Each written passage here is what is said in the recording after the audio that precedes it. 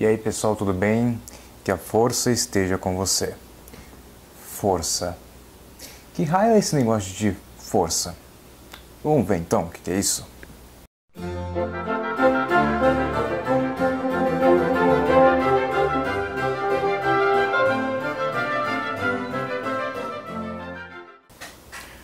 Pessoal, o que caracteriza uma força, galera? Primeiramente, força, pessoal, é uma grandeza vetorial, ou seja, é preciso você afirmar a direção, o seu sentido e a sua intensidade, tal qual a sua magnitude também, tá? Pessoal, vetorial, o que é uma grandeza vetorial, pessoal? Na aula nós gravamos uma aula de grandeza vetorial, né? Então, vamos marcar o link aqui, tá, pessoal? Então, o que é grandeza vetorial, grandeza escalar, a gente já viu, tá, pessoal? Então, é o seguinte, força, primeiro, ele possui uma grandeza vetorial, tá? E ele pode ter contato ou pode não ter contato, tá, pessoal? Quer dizer que existe forças que não, enfim, interação entre dois corpos que não há contato? Existe, tá, gente? Bom, mas no geral, o que é uma força, pessoal? A força, ela altera, tudo bem, o estado natural de um corpo. Tudo bem? Ou seja, qual é o estado natural de um corpo, pessoal? De acordo com a primeira lei de Newton, a gente sabe que um corpo tende a ficar em repouso ou um corpo tende a ficar em movimento retilíneo uniforme, tá certo? Então, a força, ela provoca uma alteração no seu estado, tá? Seja ela uma alteração de velocidade, tá certo? Ou seja, deformando o corpo, coisa assim, beleza? Galerinha, então vamos primeiro ilustrar os tipos de força, tá? Bom, primeiro vamos ilustrar os tipos de forças de contato, tá, pessoal? O que são forças de contato, pessoal? Toda vez que você empurra alguém, empurra um objeto, empurra, sei lá, um carro, empurra uma parede, você tem uma força de contato, tá, pessoal? Aliás, é mais fácil a gente observar esse fenômeno, né, pessoal? E puxar também, né, pessoal? Um carro sendo guinchado, né? Ele está sendo puxado, tá certo? Então, existe aí a força, né, através de um cabo e tudo mais, tá certo? E também existe o contato da esfregação, tá, pessoal? Esfregar, por exemplo, é o ato de você atritar um papel no outro ou coisa assim, beleza? Pessoal, ainda existe o tipo de força que é uma força sem contato, tá, pessoal? Também conhecido como força de campo, tudo bem? É mais difícil da gente observar, tá bom, pessoal? Por exemplo, a força elétrica, né? Todo mundo já fez aquela experiência de você atritar uma caneta na cabeça, tá certo? E esse desequilíbrio de elétrons, tá certo? Ocasiona o que, pessoal? Uma atração daqueles papeizinhos com a caneta, tá certo? Bom, essa força, pessoal, essa interação é chamada de força elétrica, tá? E ela é uma força de campo. Por quê? Porque não há contato, né? Só de você aproximar a caneta, você já tem o quê? Uma interação, você observa o quê? Um movimento, tá certo? Ou seja, esse tipo de força em que não há contato é chamada de força de campo, tudo bem? Por exemplo, a magnética, tá certo? Aquele ímã que você cola na parede, né, na geladeira, ou então um motor por indução magnética, ela funciona através de uma força de campo, em que não há contato, pessoal, tudo bem? E a mais perceptível entre nós, que é a gravitacional, tá certo? Você tem uma caneta, a caneta cai, tá certo? Por que a caneta cai? Porque existe a gravidade, né? A gravidade, ela exerce uma força gravitacional, beleza? Então, galera, olha só, né? Eu fiz um desenho bem esquemático aqui da força de contato, um exemplo de uma força de contato, tá, pessoal? Então, imagina o seguinte, que nós temos um bloco, tá, apoiado num piso e esse sujeito aqui, beleza? Então, galera, olha só, vamos isolar primeiro o bloquinho, né? Vamos tirar o sujeito, tá certo? Vamos isolar o bloquinho. Isolando o bloquinho, vamos marcar as forças nele? Então, pessoal, nós temos isso daqui, né? Então, o que acontece, pessoal? Nós temos aqui na direção, tá, pessoal? Direção horizontal, nós temos a tração e a força de atrito, ok? E na direção vertical, nós temos a normal e o peso, né, pessoal? Bom, quais delas são aqui forças de contato efetivamente, tá? Bom, só essas três aqui são forças de contato efetivamente. Por quê? Porque o peso, pessoal, quem causa o peso, na verdade, o peso é uma interação entre dois corpos com massa, certo? Então, o peso é uma força gravitacional. Sendo uma força gravitacional, ela não é uma força de contato, ela é uma força de campo, beleza? Pessoal, mas preste atenção no seguinte, tá? A normal e a fat, na verdade, é o seguinte, elas são componentes. Pessoal, não existe força normal, não existe força de atrito, tá? Elas são componentes, pessoal, porque não faz sentido, né? tem um bloco e um piso, então existe uma interação. Essa única interação é chamada de força de contato, tudo bem? Ah, mas a tração também não é força de contato? Sim, mas a tração é uma força de contato, né?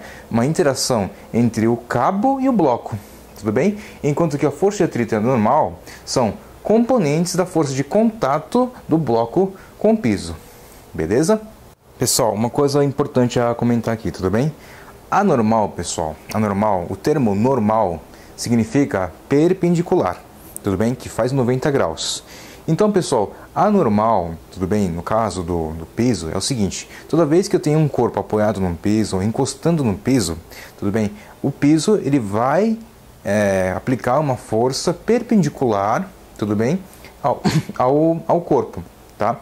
Perpendicular, por isso normal, tá? É por isso que a gente chama de normal, porque é perpendicular, ok? Galerinha, eu queria citar alguns exemplos aqui, tá, pessoal? O exemplo é o seguinte: uma bolinha sendo lançada nesse sentido, tá? Vamos marcar as forças que ele tem, tá? Bom, é simples. Pessoal, ele só tem a força-peso, né? Uma força-peso que é para baixo, tá certo? Ou uma força-peso que está apontando para o centro da Terra, né? Certo, pessoal? Então, essa bolinha só possui essa força, beleza?